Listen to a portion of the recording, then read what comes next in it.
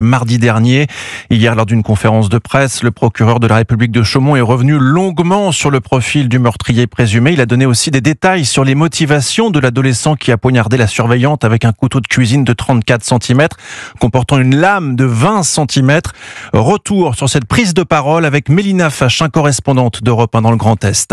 Ce collégien de 3e, plutôt sociable et bon élève, avait pourtant les idées très claires avant son passage à l'acte, rapporte Denis Devalois, procureur de Chaumont. Il a indiqué aux enquêteurs avoir voulu s'en prendre à une surveillante, sans cibler en particulier l'une d'entre elles.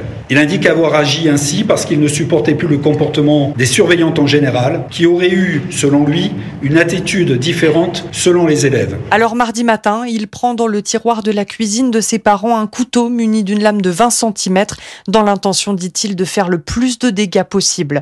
Le jeune homme ne présente aucun signe de trouble mental, mais il a une fascination pour la mort, adepte des séries et jeux vidéo violents. Il apparaît très détaché lors de sa garde à vue. Il n'exprime pas de regret, ni aucune compassion pour les victimes. Ce jeune homme apparaît en perte de repère quant à la valeur de la vie humaine, à laquelle il ne semble pas attacher une importance particulière. Pour l'instant, l'adolescent est entendu pour meurtre aggravé, mais la question de la préméditation se pose. Sa garde à vue devrait se terminer ce matin avant qu'il soit déféré devant un juge d'instruction. Il encourt 20 ans de réclusion criminelle. Mélina Fachin, correspondante d'Europe 1 dans le Grand